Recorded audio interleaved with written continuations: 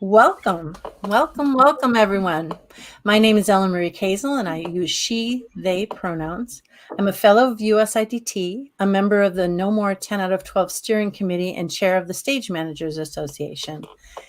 I'm the stage management mentor for Ohio University's International Technical Theater Production Program, and I'll be your host for today's conversation about the impact of 10 out of 12 when applied to the Academy. I'm very pleased that USITT has been able to host these conversations as a place where people in the industry can come together and discuss important issues. If you have questions for the panel, please put them in the comments section of the platform that you're viewing this on.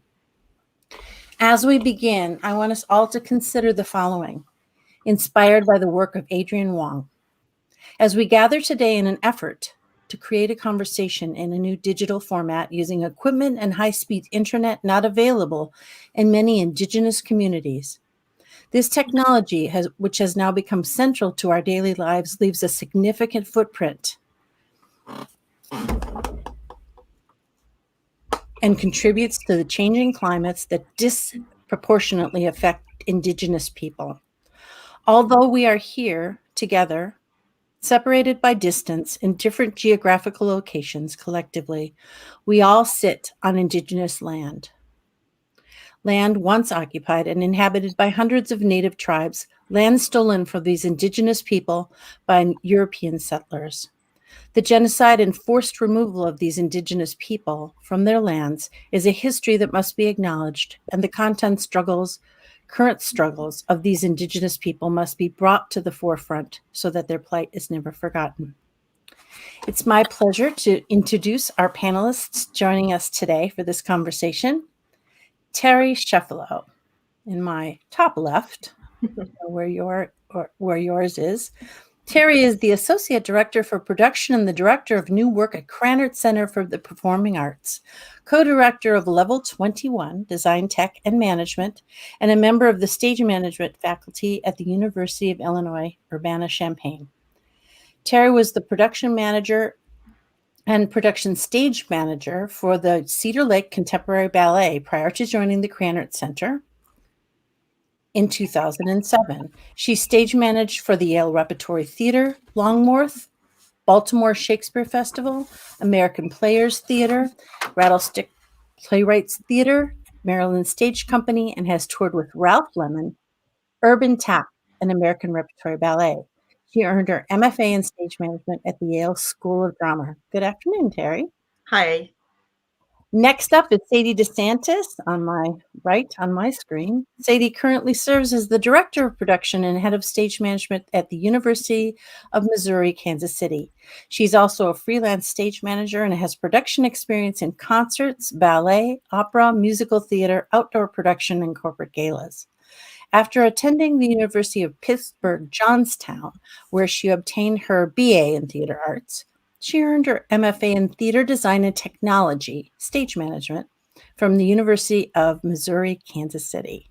She's worked for numerous companies, including Lyric Opera, the Coterie Theater of Kansas City Ballet, Kansas City Repertory Theater, Starlight Theater, Mountain Playhouse, Hope Summer Repertory Theater, New Theater Restaurant, and Des Moines Metro Opera.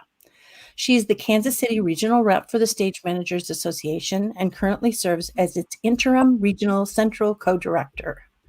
As a member of Actors Equity Association, Sadie served as the Kansas City Liaison Convention Delegate and serves on several committees and as the Secretary of the Kansas City Liaison Committee. In 2018, she co-founded Opera 180 in Kansas City. Welcome, Sadie. Thank you. And last but not least, Michael Lincoln. Michael began teaching at Ohio University in 2003 and served as the head of production design and technology from 2008 to 2012, and as director of the School of Theater from 2012 to 2020, and now is professor emeritus of theater. In the 2014-15 season, Michael was instrumental in the creation of Tantrum Theater, Ohio University's professional theater, and became its artistic director in 2018. Previously, he's taught for New York University's Tisch School of the Arts and the University of Southern California. His professional lighting design career numbers over 300 productions in opera, dance, and theater, includes off-Broadway, Broadway, regional, and international venues. Career highlights include Copenhagen on Broadway, The Bubbly Black Girl at Playwrights Horizons, and A Streetcar Named Desire for the Cleveland Playhouse, as well as Tantrum Theater's Next to Normal and Caroline or Change. Michael's extensive regional credits include long associations with Indiana Repertory Theater, the Alley Theater in Houston, the Studio Theater in Washington, D.C., as well as multi-year associations with Los Angeles Ballet, Tulsa Ballet, and Santa Fe Opera. His multiple Broadway credits as an associate designer include hit revivals of Guys and Dolls, Anything Goes, and original productions of City of Angels, 6 Degrees of Separation, and Lend Me a Tenor. Hey, Michael, welcome. Thank you. The No More 10 out of 12 campaign is a grassroots campaign started by a group of designers, stage managers, and technical theater folks. A number of resources will be put in the chat today where you can go for more information, including our website, which is right there. We know that a 10 out of 12-hour technical day is not just a 12-hour day for most technicians, designers, and stage managers. Not only is this unhealthy and safe, but it's a practice that leans into privilege. And by that, I mean for those who are privileged to be able to leave their obligations of home, family, and their lives for this extended period. It has the most negative effect on the quality of life for those upon whom we depend to create the magical worlds for our performers to tell the story and audiences to experience. Educational institutions have up to now supported and taught this as a practice as they felt it prepared their students for the real world. Now, as many of our professional institutions are opting for change, it's incumbent on those in the academy to address this unhealthy practice for future success of our students. Not only for the productions that they support, but in all facets of their educational life, their homework, their grades, their social time, their rest, and other obligations.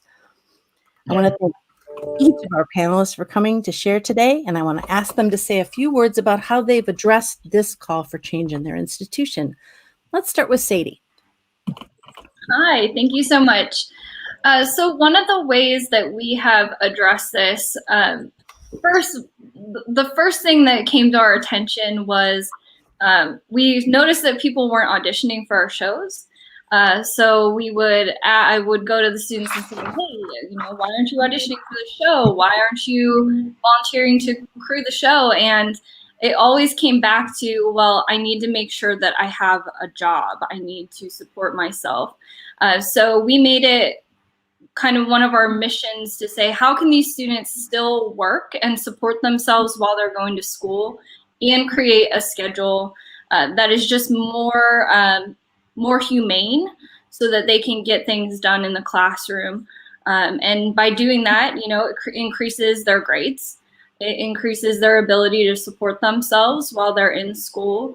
And overall, it makes them able to be more involved. So that's what we really wanted to do.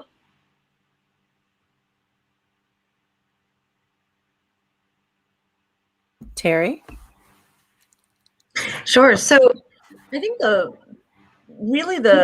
issues around the 10 out of 12 came to the attention of University of Illinois faculty and students probably through the We See You White American Theater document.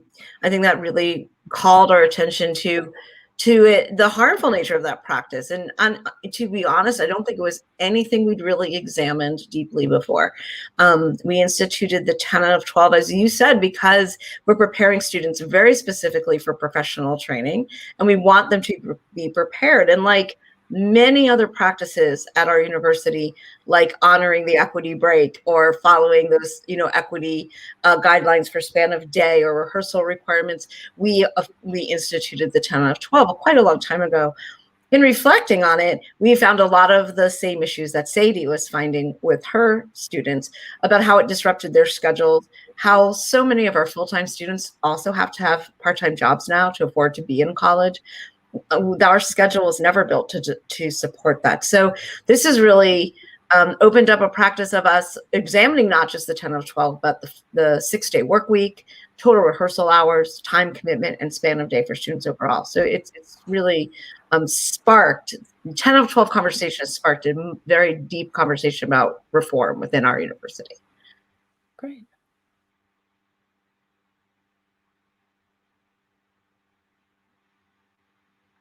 Should I go?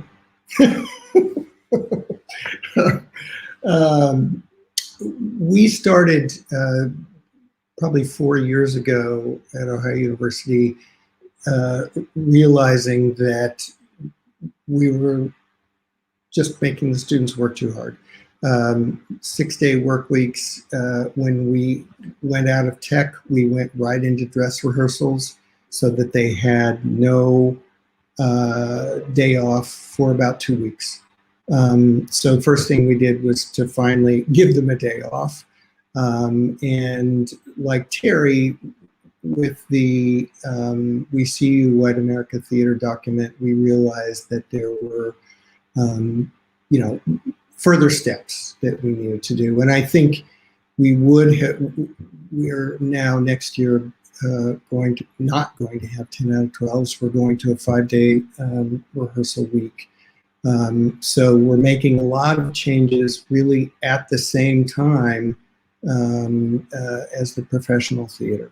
And, as somebody who worked in the professional theater for a long time, I think it's fantastic. I mean, this was just something we did, but, we don't need to do it anymore.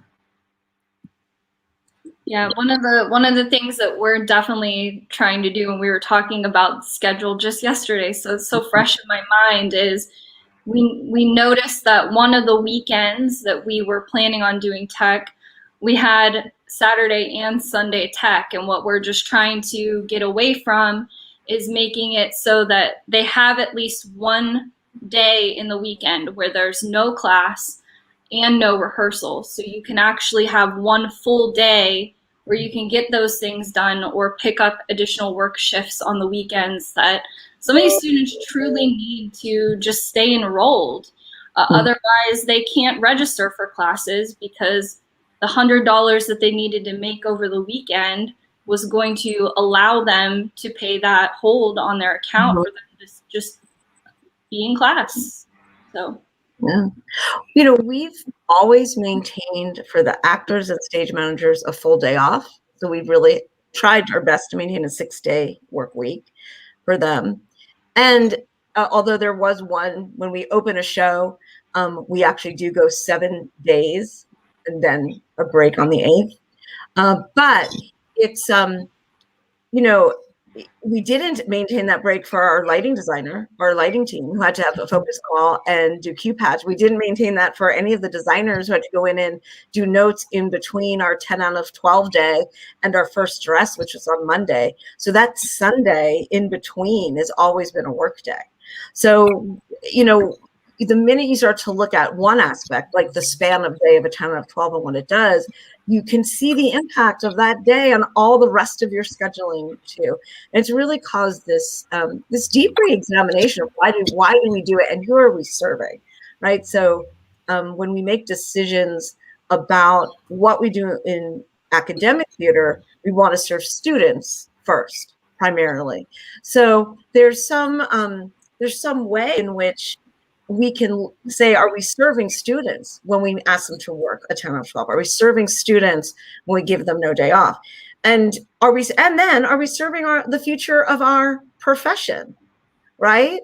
If we're continue to put out into the industry people who believe the only way to accomplish their job is through 6 and 7 and 8 day work weeks and 10 out of 12s and expended period of time. So it's sort of like an examination of all the practices at the same time.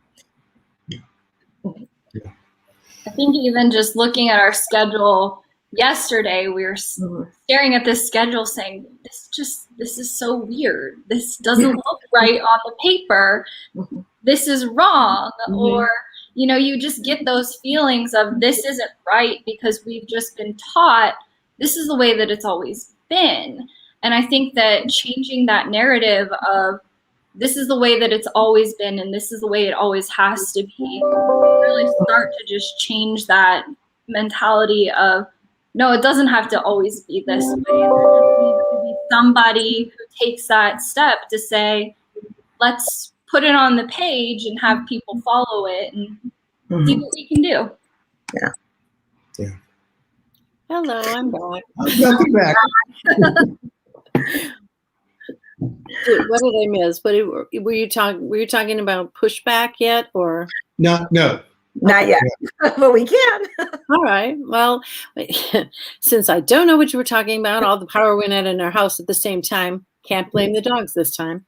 I'm interested in knowing what the pushback might have been from, and this is not just from, your students or your technical staffs, but maybe your performance faculty as well. Did you have any pushback that you'd like to talk about? I wouldn't say it was pushback. One of the things that we did last year when we knew we were going to do this, and we would be doing it this year if it weren't for COVID, was to extend rehearsal weeks so that there's more time. We added a week. And that actually is not 10 out of 12. That has to do with going to a 5-day work week rather than 6. But not having the 10 out of 12s means how do you compensate for the time lost and the student learning? And particularly, I as a lighting designer feel like lighting designers, sound designers, projection designers, the people who have to create their art in the moment may lose some time where, as students especially, they need the time of discovery. They need to make a mistake and then they need to fix it. So that's the, in my mind, sort of my own self pushback of like, okay. On the other hand, the old saying of work expands to fill the time. Right. That may be truer. Yeah. Well, Terry, you had an interesting thought about, how to maybe mitigate some of that. Sure. I mean, we had pushback a little bit from, some of our our acting faculty serve as our directors, and some of our design faculty who like to be in the 10 out of 12 environment. It's focused. It's we're all in it together kind of moment, right? We're tired, but here we are. And it builds up something. And I remember as a stage manager being proud of my 10 out of 12 moments for sure, and how I could, the tips and tricks we would share to get through those things. And that was my education, and that was my experience as a stage manager. And certainly up until very recently, that's what we passed on. So there is a feeling of loss a little bit for some professionals around that environment. It's a small feeling loss. Like I can replace that with other choice, like being home 2 hours earlier. So it's okay. So there is that. And you have to address the fact that we're still going to make work, and we're going to do it slightly differently, but we're still going to make room to make the work. And I also think this addressing the idea of what happens in a technical rehearsal from the designer's point of view, and how can we lay more preparatory time into the process in a different way that supports us stepping into the 10 out of, not the 10 out of the theater for tech at a different place. And I have really started to consider the idea of the abundant rehearsal room. So we tend to think of rehearsal rooms as neutral spaces. They're blank canvas spaces. We walk in, it gets inhabited by the cast. They're in a rehearsal. Something happens in that cocoon space, and then we step into the theater and often layer in or add in the tech on top of or in addition to. If we think about building in the tech and rehearsing it in a way, the same way we build in and shape the whole rest of the rehearsal, well, then we have maybe a different conversation when we walk into a theater. So if we have an abundant rehearsal room, we have a rehearsal room that has a sound system that can move sound around the space, that has video projection, at least simple projection to the back wall, the psych position. in some way, so we can start that conversation. And maybe we have a simple lighting grid, so we can at the very least be like, oh, this is where the queue starts on this entrance, and this is the timing, and there'll be some kind of shift here, and we all see and feel it, and we're actually building before we even step into tech. It's, in my mind, it's the way to make those processes more collaborative, and to layer in some of the things we can only discover together with the equipment and the people. And I think Sadie also had some thoughts about this that I really liked when we had our earlier conversation.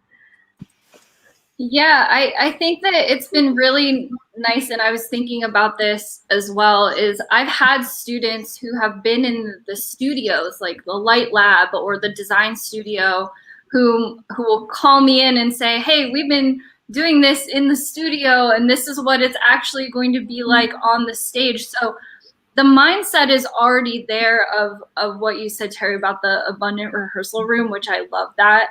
It's just the ability for them to work in space without taking the time in the space.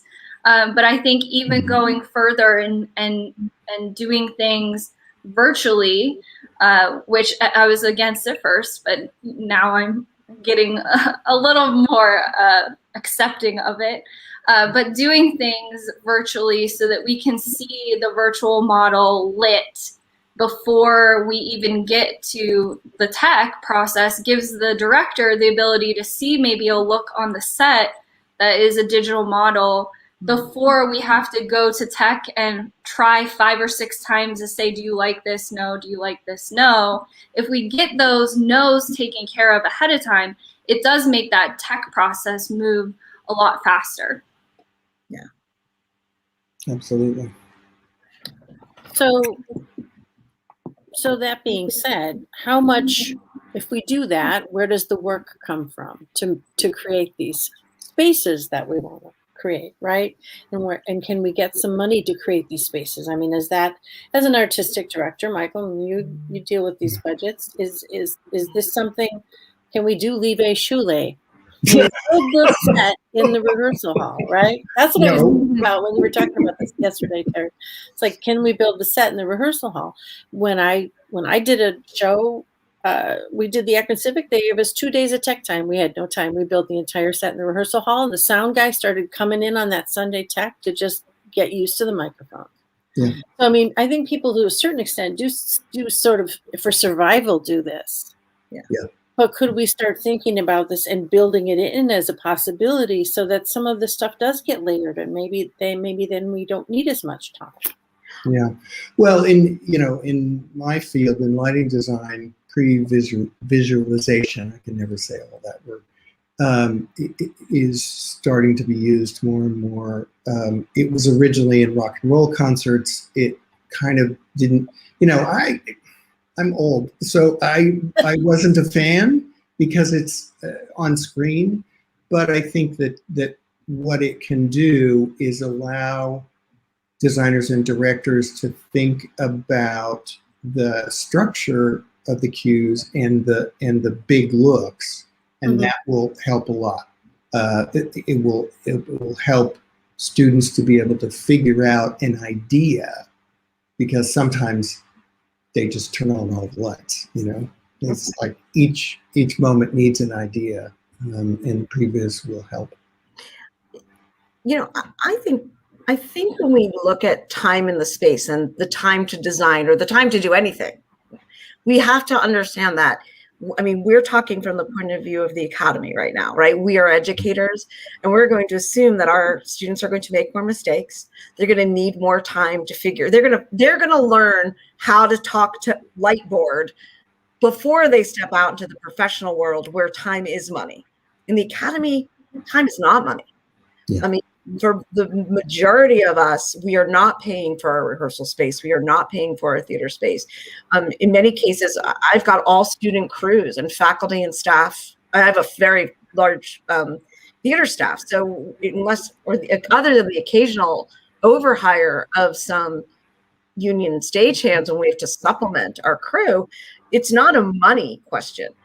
For us, the time is important because we're teaching process. I expect that a lighting designer sitting down at the board for the first time, or a stage manager running their very first tech, I don't care how good they are, they don't have 15 years of experience with which to do it, right?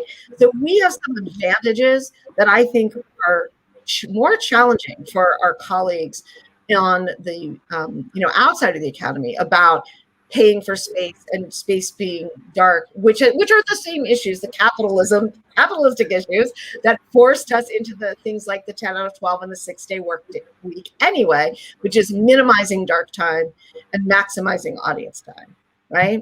So, but I also think that if we are in a position to teach a process that includes things like previs, that includes the abundant rehearsal room, that includes the idea that if you bring me in on my contract 2 days earlier and let me sit in your rehearsal room and play with this lighting rig you have, that we're going to be able to tech this show without a 10 out of 12, and maybe even with less overall tech days, and come up with as good or better a design.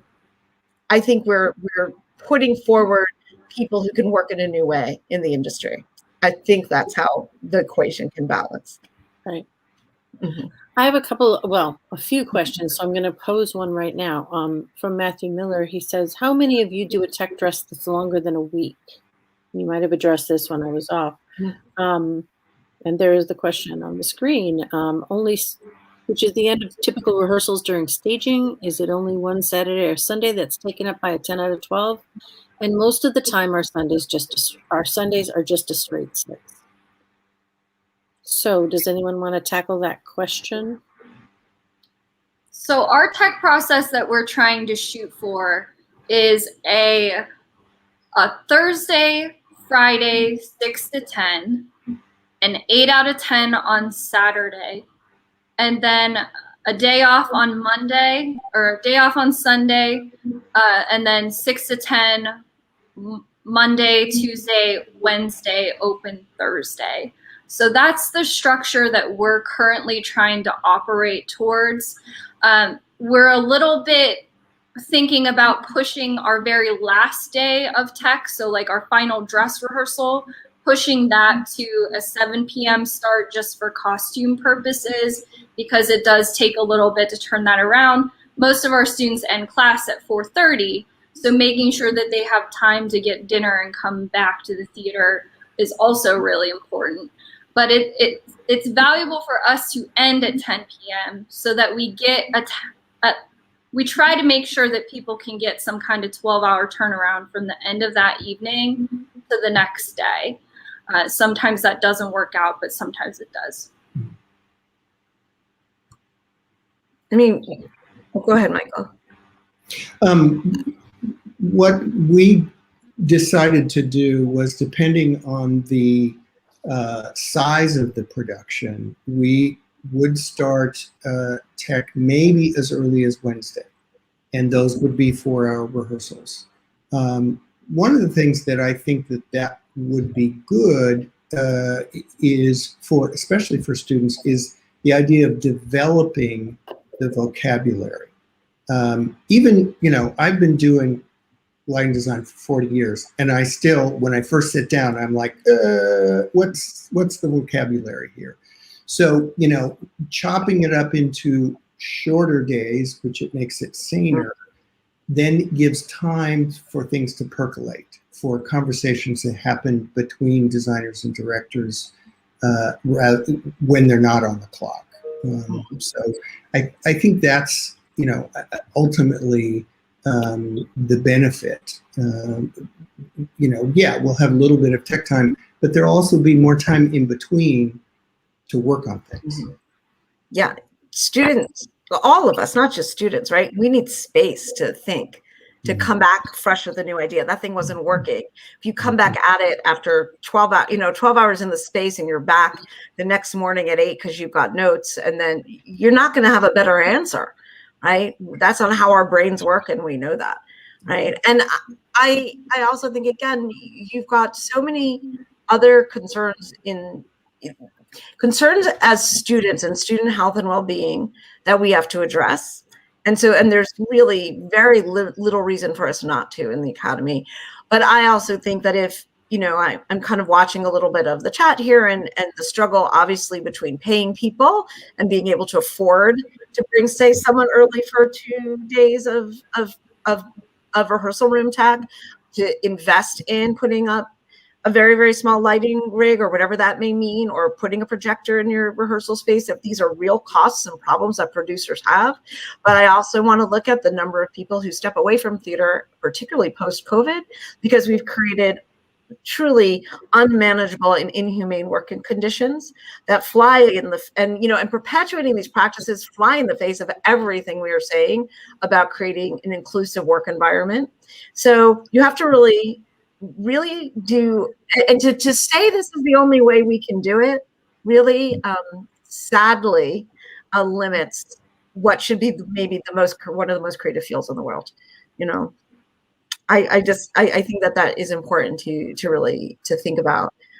We have so many tools at our disposal now that we have free tools, like the ability to, like, I've been watching designers put things up on using Sketchbook and show us how the scenery will move around faster than they've ever been able to make a model before. So we have so many other things we can do to support and supplement what we do to lead us into a technical rehearsal period that is manageable, humane, and productive.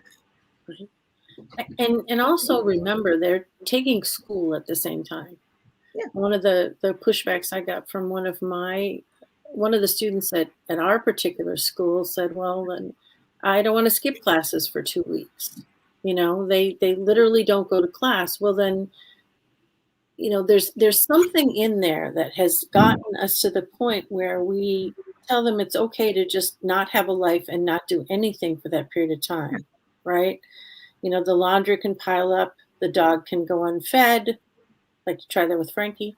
And, things can happen, right? So we have to figure out a way to do this and encourage people to not take all those extra hours and then push them onto the technical staff and the students and the designers, right? So what have you experienced in that realm? I think also you have to remind people, and I feel like I'm constantly reminding students this, what are your priorities and why are you here? Because priority number one should always be you, right? So focusing on your physical and mental well-being. Number two is school. You're here to learn and you're here to go to class and you're here to do those things. And then number three is the show. And if we start to confuse those priorities and putting the show number one and putting ourselves last, what are we actually teaching these people about our business? Are we teaching them that the show is always first and we are always last? It shouldn't be that way. It has been that way for a long time. It's been like that for a long time. And it does. I think it really needs to change. But do you learn from that? Do you learn from that process? Or do you learn from that process to do things under pressure? Or do you learn from that process what your own design ethos is, because that's what you're in school to do, right? To figure out who you are as a creative person. I don't think reducing an overall work schedule is going to make us not learn how to work under pressure. We will always work under pressure, right? There's a big, the minute you sit down next to student stage managers in their very first big theater ever, they got all the pressure and stakes that they'll ever need in that moment. And that will transfer to the professional world when they're running their first union cruise, when they know that they only have a certain amount of time, and the minute they go over, they're into overtime for everybody. We know that pressure. That'll stay. The stakes. It's about stakes, really. But can we do that in a way where we're not also exhausted? And I will say this, and absolutely, up until very recently, I mentioned at the beginning, I definitely came from the culture of this is our business, this is who we are, we make it happen, we'll get it done. But and I taught that, I perpetuated that, and I, at this point now in my life, reject that. Like that, I will not continue to perpetuate that as a teacher. That is like, the work is not bigger than my existence, you know, and my existence within doing the work isn't less than the actor or less than the director, right? And if we're really promoting teams and collaboration, we have to all be there. So I do think that we can create we can graduate students who are ready to function in a new world and function in a highly productive way without it being an inhumane way, I believe. Is there a difference between a 6 to 10 hour rehearsal and a 7 to 11 hour rehearsal in the academy? Oh yeah. Yeah. Because Just just students having, like, saying like, yes, I'm off all day Saturday and Sunday morning. This is great. And then they don't come in till 12 and they only work 6 hours. They can go home and still do homework. To them, those 6 hours are so much better because they have so many other obligations around what we do. If you're a professional, you know, yes, we all have a home life, but you don't also have to go home and do your homework, which is, you know, something on them that's in addition to. For us in our program, shows are graded. They're not in addition to, it's part of the curriculum. They're expected to do that. We try to hold space for them to do it. Even so, a stage management student, for example, is going to be in rehearsal. We have a 4-hour rehearsal period currently, 6 days a week, plus an hour to set it up and an hour to take it down, write the reports, and put the daily.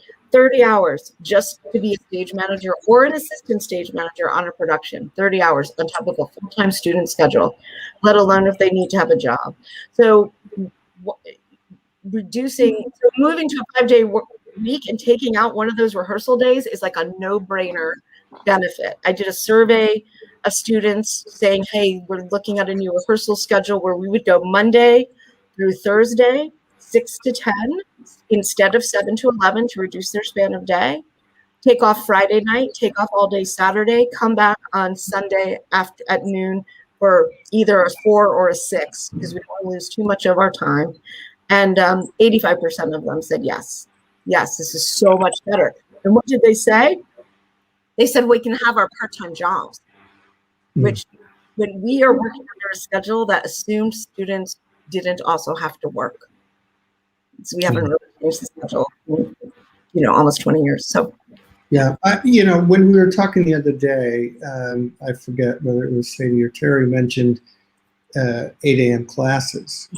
We have not gone to the 6 to 10 because we don't have 8 a.m. classes. Now, with the caveat that our undergraduate population takes liberal arts classes, but I bet you none of them sign up for 8 a.m. classes. So it's just about where the window is.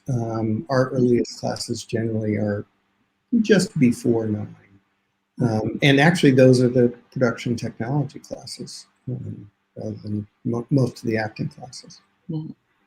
Yeah, I think for me, that's the biggest thing is if you don't get out of rehearsal, if rehearsal ends at 11, stage managers are probably out of there at the earliest 11:30 because we have to clear our rooms. We have to put everything away because there's class in there that next day. So that turnaround time, if they have class at 8 a.m. the next day, well, if they have even a half-hour drive, they're not even getting 8 hours of sleep that night. So we're essentially putting them into a position where they're not sleeping and not being able to work to support themselves. So that's the stress that it puts on the student in that atmosphere can contribute to a whole other layer of factors in the program that you don't want, which is retention and making sure that students can stay in the program, overall mental health, making sure that they can make it through that stressful semester, especially for freshmen. Some of them, it's the first time that they're away from home, so they're also dealing with that as well. So, right. You have different. Oh, go ahead. I was say that University training programs, just like professional theaters, are not all alike. We have a BFA, MFA program. Only majors really participate in the work. So the students, for example, studying stage management, want to be professional stage managers, and they want to do those things to the fullest extent that they can within reason in the school. And we're really teaching a professional stage management process that mirrors, I would say, a regional theater. Like, we want to prepare us to that level.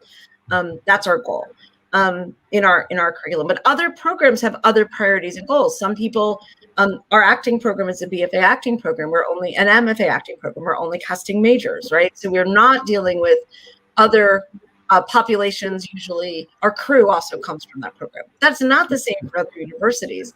And so your student, like, I think we have deeply high level of student commitment to the success of our productions and their success within these roles as being preparation for their career. But we should not take advantage of that, just the same way that we shouldn't take advantage professionally of the unpaid intern who's way overqualified for the job, or the free work we do in order to get something on our resume. It's the same situation. And each of our schools is a little bit different. So I don't think there's a universal schedule that works in the academy, right? Yeah.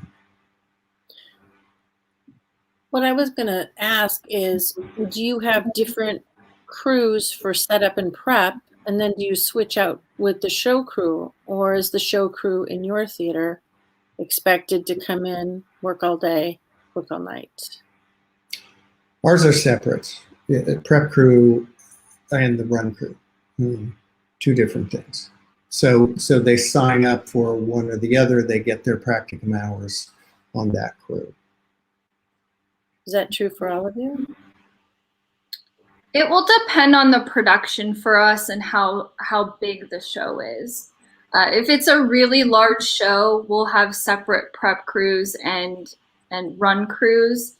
On the smaller studio productions that we have, it's usually just the same people that work prep and then also work into the evening.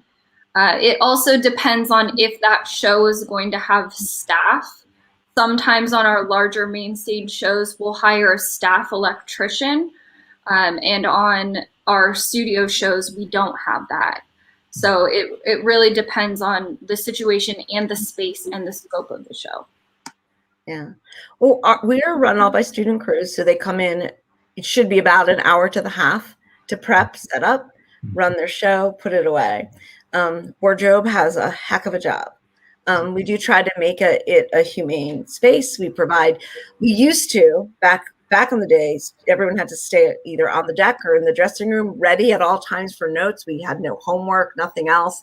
We have shifted from that practice significantly. We even set up study areas backstage. A lot of times we have shows where the crew isn't necessarily, in between, can continue to study, can be on a computer. We ask them not to be on phones. It messes up the wireless. But other than that, we try to make that be productive and humane work time for them too. So we're not sitting around in the dark just waiting for someone to come and maybe give you a note, which we realize is not exactly in some cases is not what would happen professionally. In many cases, we all know our union stagehands often will step out and go to their break room till their next call. So you can be your personal responsibility in your workspace. The people who do notes, like if we have set notes or paint notes, that's a different set of people altogether. So day calls are different, but show calls are all our student crew. Again, supplemented occasionally by stagehands. Someone's asking about the power dynamic, between a professor and the student. So I guess a lot of places the director is a professor and they want to stay late, and the student stage manager is the one running it, so that extends it. Or sometimes you have a student technical person, they're being asked to do something that is outside of their purview or outside of their time frame. How do you deal with that? It says, can you address how power dynamics between students and professors? Students are in a position where they have to do what their directors and mentors, professors want, leading to longer hours, feeling intimidated. I experienced it this year when we were outside and it was very cold. I heard one of a director turn to a student and say, "You're fine, right?" It was like 6. So it wasn't. So so that kind of thing, because it's difficult, right? It's a hard thing, and you do that stuff without thinking. I would have done that if I was in that position. That's not a it's not a weird thing to have come out of somebody's mouth, right? But how do we deal with that? We have had to go through a lot of growing in this area because I feel every year I have to reevaluate this because students at first weren't comfortable saying, hey, we don't want to do this way anymore. And we would take their feedback, say, okay, well, what would be better? How can we do this better? Do you need an extra hour before the rehearsal call? Do we need to start crew calls only at 5:30 because it gives you time to eat dinner? So we really just have to adapt to what the students need. I do want to say, though, however, that the power dynamic doesn't always come from the production manager down or director down to the student. It can sometimes go in the reverse direction because these students want to work. They want to work so much that sometimes you have to say, I'm taking your keys away. You can't come to the theater tonight because I am not staying at the theater tonight. And I've stayed at the theater until 6 a.m. with students before because they were adamant about doing an overnight and I couldn't kick them out. So I think that it's a lot of communication, but it comes down to creating a good schedule ahead of time that people fully understand what the expectations are of the work and what the expectations are of the schedule. And if people have problems with that, really making sure that you can communicate back and forth. But yes, there has been a lot of growing and learning, for sure. Yeah, I think that's probably the trickiest situation. I mean, I've dealt with that as a professional too. Sometimes directors just don't like what you're doing, and you have to go through many versions. But in the academic setting, I think one way to solve it, at least in a broad sense, is to say, okay, there is no work in this building between midnight and 8 a.m. I think, Terry, you said that your building actually gets closed. Yeah. Ours does too, but students have ways, and maybe it's a way for us to say, no, absolutely not. There is no work after midnight. With lighting design, if they're just cueing, it's not dangerous, but everything else can be dangerous. Oh, our building closes officially at 11. That's when we end. So we end our texts at this time at 10:30, so that everyone can get up. We have a quick production meeting. Everyone starts their post show. Most people are out of the building by 11. Wardrobe and stage managers are usually there up until as late as midnight while the operations team is locking our building. It's a really big building. We have 5 performance spaces, so it takes them a while. But that's why we're looking at trying to start some of our technical rehearsals earlier so that we can get out earlier. We're not a conservatory. I'm at a public university, so we're not in a position to say start our rehearsals, our tech rehearsals at 4 or some earlier time because our students are in gen ed classes all over campus. So we kind of have to work in the time that we have. To kind of address the power dynamic question, we've been very lucky. Questions of power, of who's in control or who's in charge in terms of the global schedule, are pretty cohesive amongst our faculty. And that's really the level as the production director that I deal with schedule, and we have a producer role among our faculty. So I have a counterpart in the faculty who's a producer. And then the other co-head of our division is our head of design. So between the producer, the head of design, and myself as director of production, we're in a position to make recommendations about global schedule change like a rehearsal template, no 10 out of 12s, that we present to the faculty and have by and large been embraced. Our faculty respect the end of the end of day. I do not know of any instance, and maybe my students will contradict me after this, of stage managers being pressured to keep people longer at rehearsal, and certainly not longer at text. But in the end, we have to remember, as faculty members, our students do not have the power to stand up and confront a faculty member who, for some reason, insists on longer hours. And that's where it's our responsibility to be there as advocates for our students, to be there because I can certainly say no, in a way that my student can't. And no matter what we do, we always will have to be the backup to any of our students who try to stand up in some way against being forced to work longer hours or extra time. Sadie, though, what you said is really relevant. A lot of times I'm the one who's saying to all the students, you must take a 1 hour break and you must eat. And I don't want you back in the space until you've had 8 hours of sleep, because they like the work. We also had to make a rule in stage management. If you miss class, you don't go to rehearsal. Good rule. Oh yeah, and they do not like that rule. Right. We also had to make accommodation for, if you're sick, it's okay not to come to rehearsal. Yeah. Like, that is a new thing. I think also making sure that students know, especially the stage managers, if you need to not be at rehearsal that night, tell me you can't be at rehearsal that night, because there are 3 other stage managers in that room who it would actually be really good for them to step up into your shoes to take over the rehearsal for you, because it's a really good learning opportunity for them. But just making sure that people, again, know what you expect and are fulfilling what you ask for. Absolutely. Right, and sometimes letting them know that it's okay. I mean, David just said something about taking a rehearsal off if they had an exam the next day and they really needed to study. We used to think that you have to be there the entire time, but if you can spread out the work and realize that everybody's in a learning situation. We just had somebody that had to go to a funeral. I can remember missing family funerals. We allowed this student, she was going to go, but we made it possible and easy for her to attend this important thing for her family. And I felt good about that. I felt that's the first time I was like getting back some of the times I had to miss family occasions. And I think that's a change. And I think that's an important change. And it should be academy all the way through the profession. That's a great point. And, it's interesting how far this conversation about 10 out of 12s has ranged around general work practices, around power and authority, around changes that we need to make.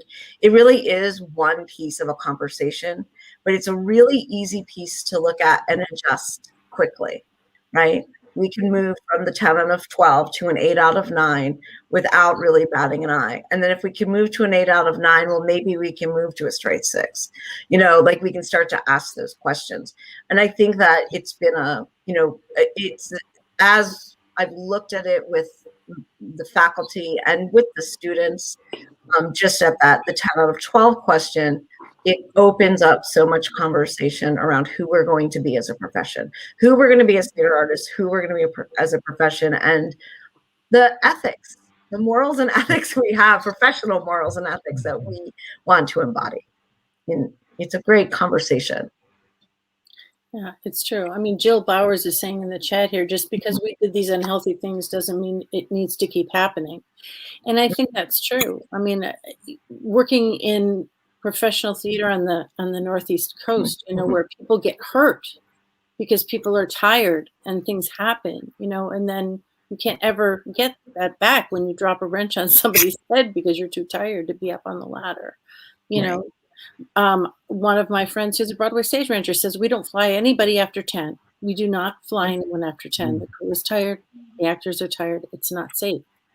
Right. So thinking about the safety, we are about safety in our profession. And even though it might seem like maybe lighting or sound doesn't have, the same safety issues, they do, because if we have to fix something, we have to go up on a ladder, right? If we have to deal with some electrical something, it might even though sound usually doesn't shock you, you might do something that you're not thinking about, right? And I think that's important. All right, we have about 5 minutes left, and I would like to give everyone one last chance to say anything that they want to say about this. Maybe it's less than 5, I'm looking. Yes, we're getting ready. If you have anything else that you would like to add to the conversation, I have to find my little wrap up thing here. Anything about safety or time or schedule or something? I can say I want to really thank both. I thank you for inviting me to be part of this conversation. I'm really glad to have Sadie and Michael's points of view. I learned a lot, particularly from Sadie, about the production directors we want to. You may not notice I'm a little bit older than Sadie. About the production directors we want to put out in the world, right? And where they can be. And I also have to comment that I feel very lucky to be part of the University of Illinois, that the faculty, this is messy, hard work. Change is messy, hard work. There is no you are going to get pushback. You're going to find that you fixed one schedule problem and made another, that somebody feels shortchanged. But my faculty that I'm part of just has doggedly pursued, how do we be better? And I deeply appreciate working in that environment. And I hope everyone gets to just get through this with partners as good as the ones I have. Great. Anyone else? My thought is that what will be interesting is, I think in a way, because the economics are not really part of the academic situation, what will be interesting to see is how much of this change happens at what speed when it's economics involved on Broadway and regional theaters. If they're cutting, the one thing that could happen is you can't do as many shows. That means they can't sell as many tickets.